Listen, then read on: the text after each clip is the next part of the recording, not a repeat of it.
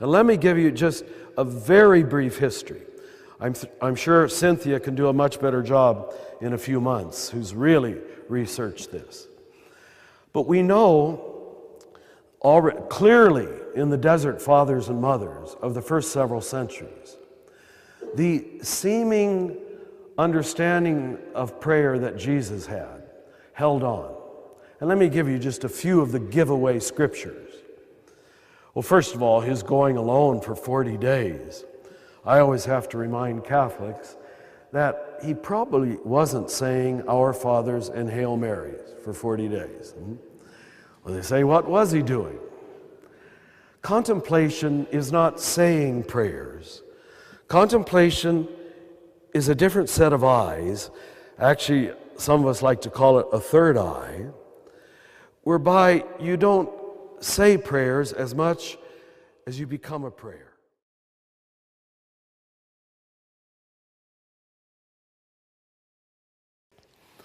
I was able to give the retreat to the monks at Gethsemane. That's the monastery in Kentucky where Thomas Merton was a monk.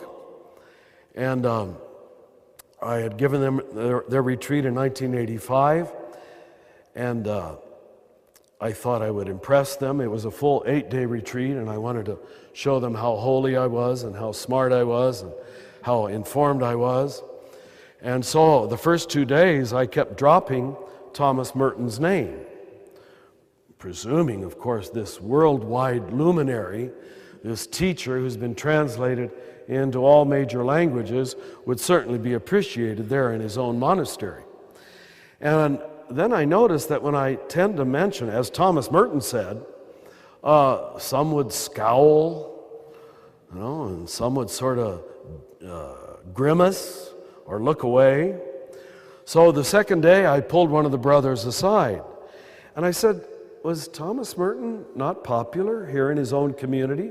Thinking perhaps it was that classic situation of the prophet not being honored in his own country. He said, no, we didn't like him very much. And of course he's buried right outside and people from all over the world come to visit his tomb. And I said, well, why would you not like Thomas Merton? And here is what he told me. He said, Thomas Merton told us we were not contemplatives. We were just introverts.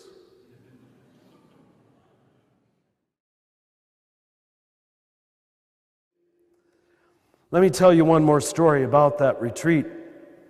As I said, it was an 8-day retreat.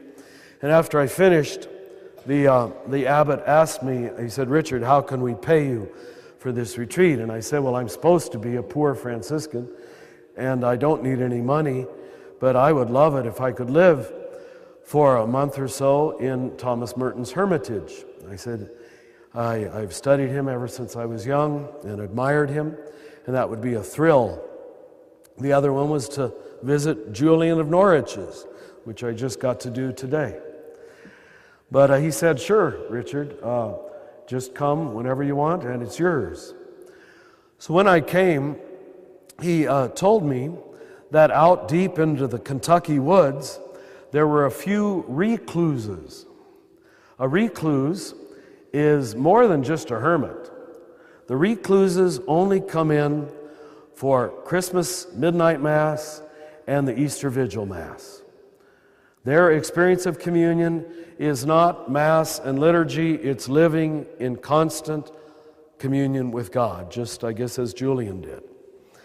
And they said that when these monks appear at the door of the church on Christmas and Easter, everybody's waiting to see if they've gone crazy or they're glowing. And so one day I was walking in the woods and I saw one of these recluses coming toward me on the path.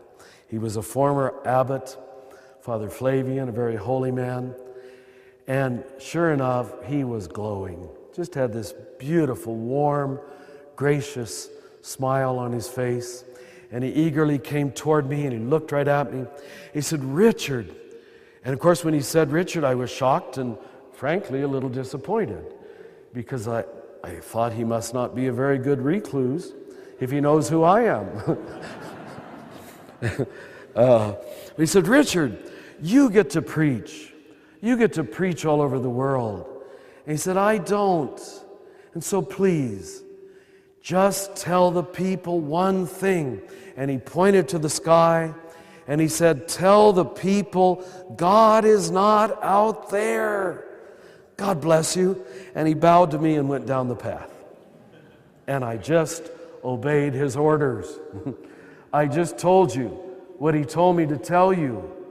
But unfortunately, the vast majority of Western Christians, Catholic and Protestant, still think of God as out there because they have not had any inner experience. And I think that's why it's so easy to throw out the baby with the bathwater.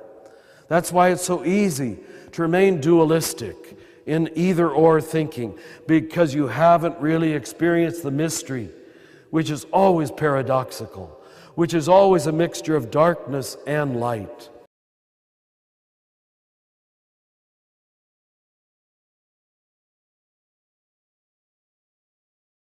I want to end this by giving you what I try to give to every country I go to, because I think it's the best thing I can give you.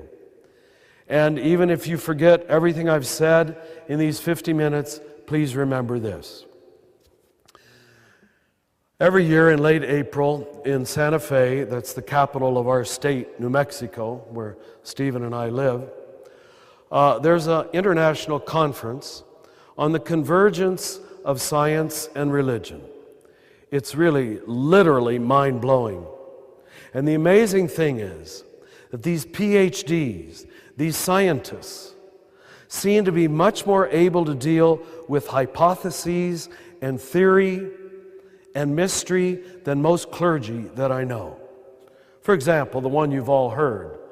You know, some say that light is a wave, and some say that light is a particle, and they say, well, they're both true, you know, and we're not going to try to eliminate one. I wish the church could operate that way. Jesus certainly had no trouble. His parables, clearly do not allow for simply one interpretation. As a Franciscan, I'm aware that in the 13th century, Franciscans and Dominicans were the official Catholic debating society. We hardly ever agreed with the Dominicans on anything. We followed John Duns Scotus, one of yours. They followed Thomas Aquinas. And there was the Dominican opinion and the Franciscan opinion. And you know what? They didn't kick either of us out. I wish we could be that way today. But where I discover it now is ironically in the people who we thought were our enemies, scientists who we thought were so rational. At any rate, one of these scientists that I was listening to several years ago also happened to be a Jewish rabbi. And in his talk, he said, you know, you Christians never really understood the meaning of the third commandment, to not take the name of the Lord thy God in vain. He said, for some reason, you thought that that meant you were not supposed to say, God damn you.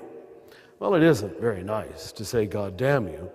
But do you know that's not even close to the meaning of the commandment? Vanus is emptiness. To speak something in vain is to speak it with emptiness, with futility. It's a waste of time. He said the meaning of the commandment, as it was understood for centuries in Judaism, was don't even speak the name. Don't ever in your lifetime pronounce the sacred name Yahweh. Never. And he said this gave us, at the very beginnings of the Judeo-Christian tradition, a cosmic humility about God. That once you think you've got God in your pocket, that you understand the great mystery, religion always becomes, he said, arrogant and idolatrous, where we love our explanations of God more than actually falling in love with God, where God refuses to ever be an object of the intellect, but is only known by those who enter into love and surrender. Secondly, he said, and probably a lot of you know this, that when you write Hebrew, you actually just write the consonants. And what it means to be an educated Jew is to have memorized the appropriate vowels and to know how to fill in the appropriate vowels in the appropriate places. I knew that from my short Hebrew class. But the third part is what I most want to leave with you tonight. He said, did you know that the consonants used in the spelling of the sacred name, Yahweh, are in fact the only consonants that, if correctly pronounced, do not allow you to use your tongue or close your lips. In fact, we know that the pronouncing of the sacred name was an attempt to imitate and replicate breath, that it was inhalation and exhalation. And then he began to do it into the microphone.